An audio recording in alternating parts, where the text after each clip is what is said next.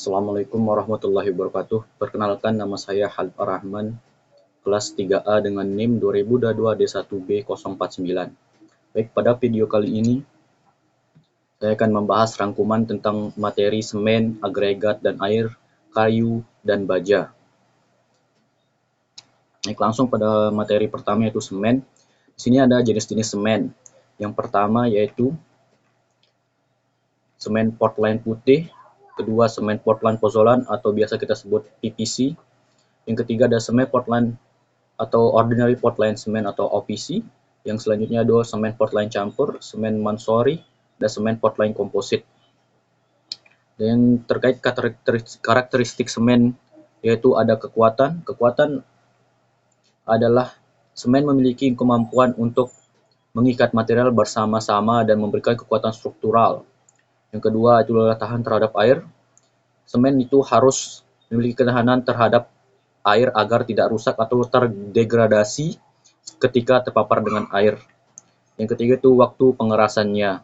Waktu yang dibutuhkan semen untuk mengeras adalah faktor penting dalam konstruksi. Semen yang cepat mengeras cocok untuk aplikasi yang memerlukan setting cepat, sementara yang lambat mengeras lebih sesuai untuk konstruksi kasar. Yang ketiga yang keempat adalah kepadatan, yaitu semen harus memiliki kepadatan yang cukup untuk memberikan kekuatan dan daya tahan yang memadai.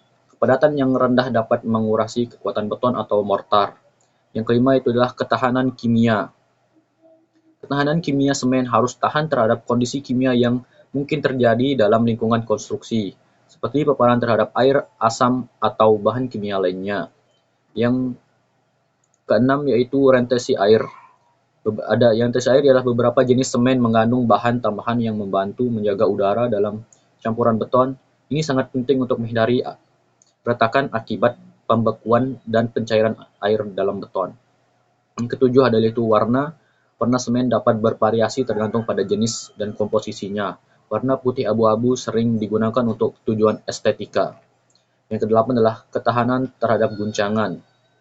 Untuk proyek-proyek yang memerlukan ketahanan terhadap guncangan seperti jembatan atau fondasi bangunan, semen harus memiliki karakteristik yang memadai untuk membangun beban dinamis. Baik, selanjutnya yaitu komposisi pembentuk dalam semen. Semen adalah material penting dalam konstruksi pembangunan. Komposisi pembentuk semen biasanya terdiri dari kapur, tanah liat, pasir, abu terbang, dan gypsum.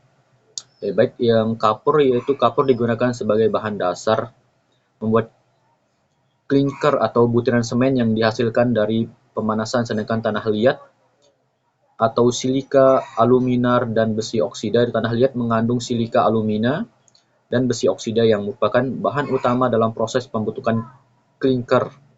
Yang ketiga itu pasir. Pasir digunakan sebagai bahan tambahan untuk memberikan kekuatan dan stabilitas pada campuran semen. Yang keempat itu abu terbang. Abu terbang dari pembekal listrik batubara dapat digunakan sebagai bahan tambahan untuk meningkatkan kinerja semen. Yang terakhir itu adalah gypsum atau gipsum. Gipsum ditambahkan untuk mengendalikan waktu pengerasan dan menghindari retakan dalam semen. Baik, materi kedua itu tentang agregat dan air. Langsung ke klasifikasi agregat. Yang pertama itu adalah agregat adalah merupakan material granuler atau misalnya pasir, kerikil, batu pecah, dan krak tungku besi yang dipakai secara bersama-sama dengan suatu media pengikat untuk membentuk suatu beton semen. Agregat mendapatkan kira-kira 70% dari volume beton atau mortar. Berikut adalah klasifikasi agregat, yaitu yang pertama adalah agregat kasar. Agregat kasar biasa juga disebut sebagai kerikil, sebagai hasil instasi disintegrasi alami dari batuan atau berupa batu-batu pecah yang diperoleh dari industri pemecah batu dengan butirannya yang berukuran antara 4,76 mm sampai dengan 150 mm. Agregat kasar harus terdiri dari butiran yang keras. keras dan tidak berpori. Agregat kasar yang butirannya pipih hanya dapat dipakai jika jumlah butir pipihnya tidak melebihi 20% berat agregat keseluruhannya. Yang kedua yaitu agregat halus. Agregat halus untuk beton dapat berupa pasir alami sebagai hasil deintegrasi alami dari batuan beton atau berupa pasir buatan yang dihasilkan oleh alat pemecah batu. Agregat halus terdiri dari butiran-butiran yang tajam, keras, dan bersifat kekal, artinya tidak hancur oleh pengaruh cuaca dan suhu seperti terik matahari, hujan, dan lain-lain. Yang ketiga itu filler atau abu-abu. Bahan pengisi filler adalah bahan atau fraksi dari agregat halus yang lolos saringan nomor 200 atau 2,36 mm atau minimum 75% terhadap berat total agregat. Biasanya digunakan abu batu, abu kapur, semen, dan bahan lainnya. Dan selanjutnya adalah sifat-sifat agregat, yaitu ada dua sifat kimiawi agregat, yaitu sifat kimiawi pada permukaan agregat dapat menentukan seberapa baik bahan pengikat aspal semen akan mematuhi permukaan agregat.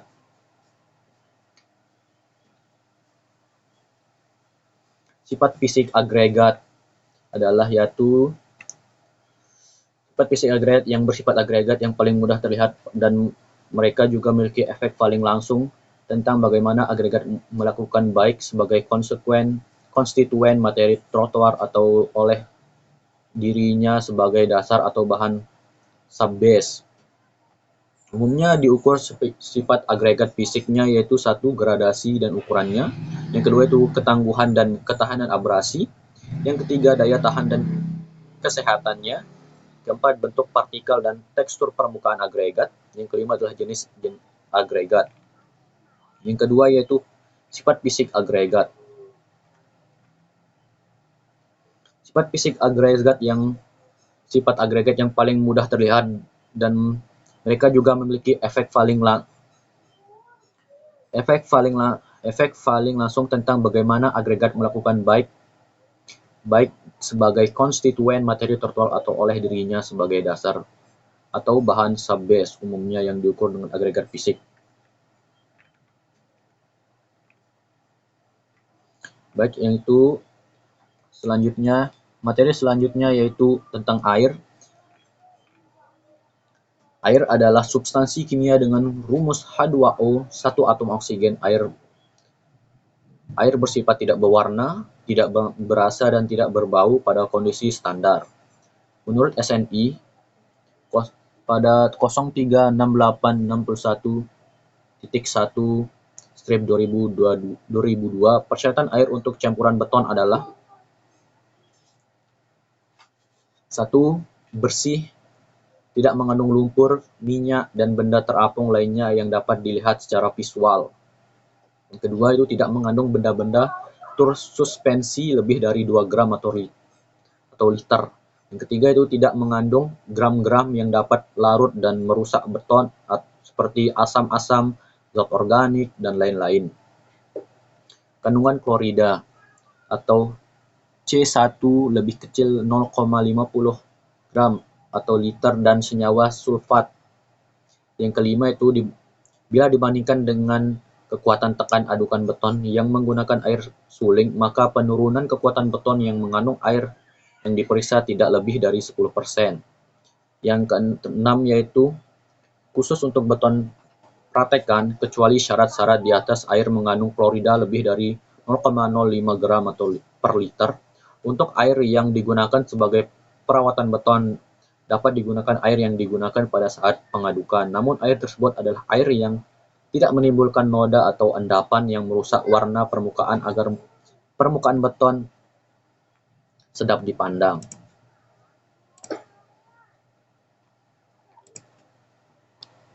Baik, materi selanjutnya yaitu tentang kayu. Kayu adalah bagian batang atau cabang serta ranting tumbuhan yang mengeras karena mengalami lignifikasi atau pengayuan.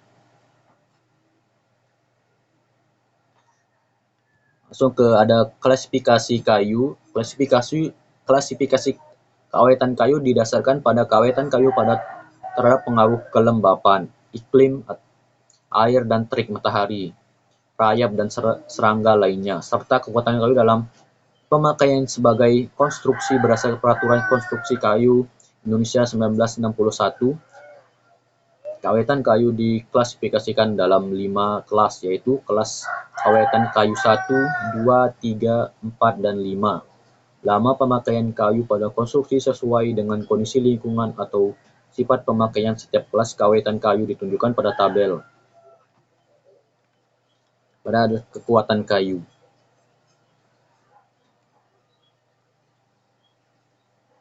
Kayu yang digunakan harus berkelas baik dengan ciri-ciri keras, kering, berwarna gelap, tidak ada retak, dan lurus. Sifat karakteristik kayu serta fungsinya.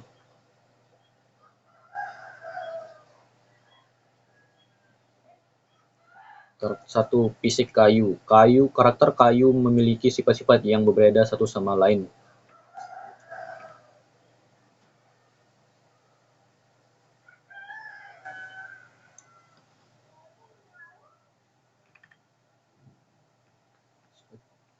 Yang pertama yaitu sifat fisik kayu. Sifat fisik dari kayu yaitu merupakan ciri-ciri atau karakter kayu secara fisik.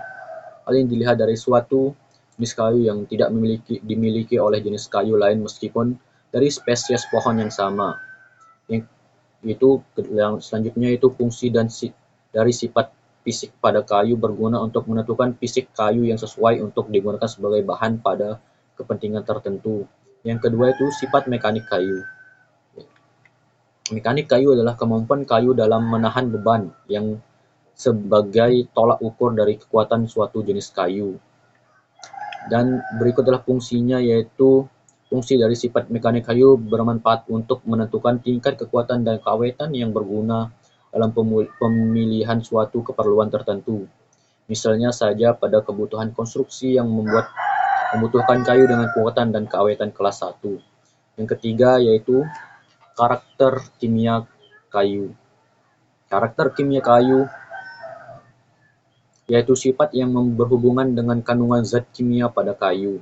Zat kimia yang terdapat pada kayu sering kali dibutuhkan dalam kepentingan tertentu seperti industri kertas yang memanfaatkan zat kimia yang ada pada kayu untuk menghasilkan kertas. Dan sifat kimia kayu berfungsi untuk menentukan suatu jenis kayu yang tepat dan dapat dijadikan bahan pembuatan suatu produk tertentu.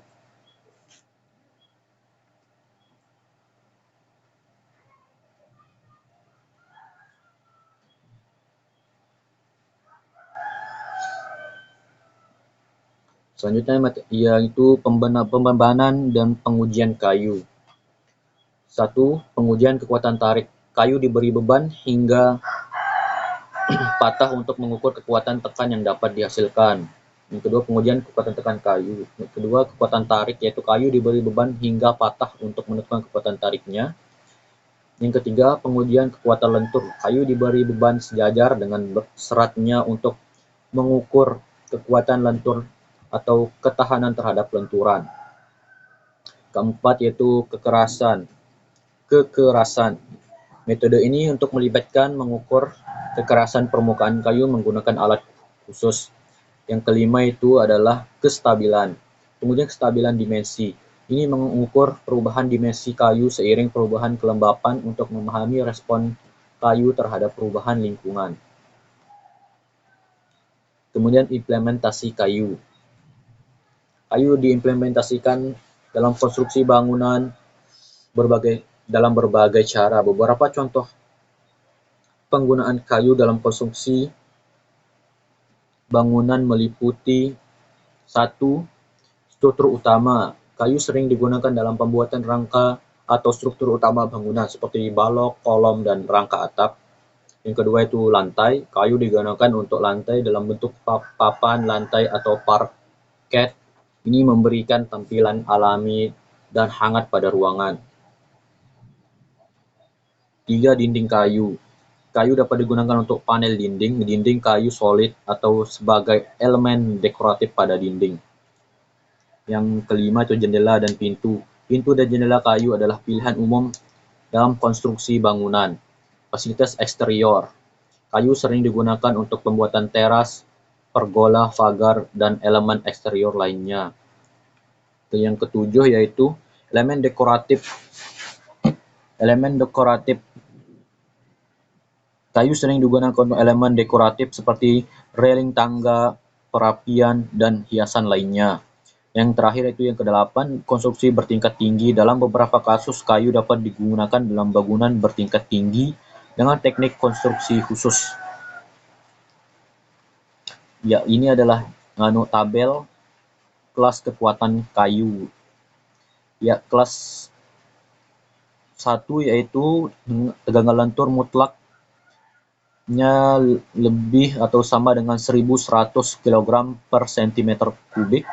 Kelas kedua, tegangan lentur mutlaknya 1100 sampai 725. Ketiga yaitu 725 sampai 500, yang keempat adalah 500 sampai 360. Yang kelima adalah lebih kecil atau sama dengan 360. Baik, materi selanjutnya yaitu tentang baja. Baja adalah logam panduan berbahan dasar besi. Besi murni mempunyai sifat yang kurang kuat dan mudah berkarat, namun memiliki tingkat keulatan yang tinggi. Logam besi pada baja dipadukan dengan beberapa elemen lainnya termasuk unsur karbon untuk memodifikasi karakteristiknya. Ini baja ada yang pun jenisnya itu ada baja tuang, merujuk pada jenis baja yang diproses melalui proses pencairan dan pengecoran untuk membentuk bentuk tertentu. Dan ada namanya baja curah, adalah jenis baja yang diproduksi dalam jumlah besar secara massal. Proses pembuatannya umumnya melibatkan penggunaan teknologi modern dan mesin otomatis untuk mencapai efisiensi produk yang tinggi. Sifat dan karakteristik baja. Baja memiliki beberapa sifat yang mempengaruhi kegunaannya dalam berbagai aplikasi. Beberapa sifat kunci baja meliputi kekuatan, ketangguhan, kekerasan, keulatan, dan keulatan. Karakteristiknya baja adalah kekerasan. Baja memiliki sifat kekerasan yang dapat bervariasi tergantung pada komposisi kimianya. Yang kedua, kekuatan baja dikenal karena kekuatannya yang tinggi membuatnya menjadi bahan konstruksi yang umum digunakan dalam berbagai aplikasi seperti konstruksi bangunan, kendaraan, dan mesin. Yang ketiga, fleksibilitas. Baja dapat ditempa dan diubah bentuknya dengan relatif mudah, memberikan fleksibilitas dalam proses manufaktur dan desain produk. Yang keempat yaitu tahan karat. Beberapa baja, terutama baja tahan karat, memiliki ketahanan terhadap korosi, membuatnya cocok untuk aplikasi di lingkungan yang mengandung kelembapan tinggi atau zat kimia korosif. Yang kelima itu adalah konduktivitas. Baja memiliki konduktivitas listrik yang baik, menjadikannya pilihan yang baik untuk aplikasi listrik dan elektronik. Yang keenam adalah magnetisme. Banyak jenis baja yang bersifat magnetik yang dapat digunakan dalam berbagai aplikasi, termasuk pembuatan magnet. Yang terakhir yaitu ketujuh, keterbatasan plastisitas. Baja memiliki keterbatasan plastisitas yang berarti bahwa saat diberi ban yang melebihi batas tertentu bisa terjadi deformasi permanen atau bahkan retak atau perubahan bentuknya. Selanjutnya adalah implementasi baja. Implementasi baja dapat merujuk pada berbagai konteks, tetapi jika Anda merujuk pada implementasi baja dalam konstruksi bangunan atau struktur, berikut adalah beberapa langkah umumnya. 1 adalah perencanaan desain. Sini maksudnya tentu desain struktur yang baja yang sesuai dengan kebutuhan dan standar keselamatan. Yang kedua, spek baja. Spek baja adalah yang sesuai dengan struktur. Ini termasuk mempertimbangkan kekuatan dan tahan korosi dan karakteristik mekanik lainnya. Yang ketiga, fabrikasi. Fabrikasi melibatkan memotong, membentuk, dan menyatukan komponen baja sesuai dengan desain. Yang keempat adalah pemasangan. Baja dipasang sesuai dengan rencana konstruksi. Ini melibatkan penyambungan elemen-elemen baja menggunakan metode pengelasan atau penyambungan mekanis lainnya. Yang kelima, pengelasan. Jika menggunakan pengelasan, pastikan pengelasan dilakukan dengan benar dan sesuai dengan standar. Energi termasuk persiapan permukaan, pemilihan elektroda atau metode pengelasan yang sesuai. Keenam, pengawasan kualitas. Selama seluruh proses dilakukan pengawasan kualitas untuk memastikan bahwa semua elemen baja memenuhi standar dan persyaratan desain. Yang ketujuh adalah perlindungan terhadap korosi. Baja rentan terhadap korosi, jadi implementasi baja biasanya melibatkan penerapan pelapis atau perlindungan lainnya untuk memastikan daya tahan terhadap lingkungan. Yang kedelapan adalah pengujian struktur, yaitu setelah konstruksi selesai, dilakukan pengujian struktur untuk memastikan keamanan dan keandalan. Ini bisa mencakup pengujian beban, pengujian kekuatan, dan pemeriksaan visual. Yang terakhir adalah dokumentasi dan pemeliharaan. Seluruh proses implementasi dan perawatan yang diperlukan untuk memastikan keberlanjutan dan keamanan struktur baja seiring waktu. Baik, yang selanjutnya adalah pengujian baja. Pengujian baja juga mencakup pengujian infak untuk menilai sejauh mana baja yang dapat menahan beban tiba-tiba atau benturan. Pengujian korosi penting untuk menilai yang daya tahan baja terhadap lingkungan yang berpotensi merusak. Yang terakhir adalah SNI baja. Berikut saya mendapat referensi dari BSN. BSN telah menetapkan 289 SNI terkait baja. 14 diantaranya adalah SNI wajib. SNI tersebut antara lain SNI 7614/2010 baja batangan untuk keperluan umum atau BJKU, SNI 2052/2017 baja tulangan beton, SNI-nya 0,070065/2002 baja tulangan beton hasil canai panas ulang, SNI 070601/2006 baja lembaran, plat dan gulungan canai pada panas atau BJ.P, SNI 073567/2006 baja lembaran dan gulungan canai dingin atau BJD, dan SNI 072053/2006 baja lembaran lapis seng atau BJLS. Baik, itulah rangkuman materi yang bisa saya sampaikan. Kurang lebihnya saya minta maaf. Sekian dari saya. Assalamualaikum warahmatullahi wabarakatuh.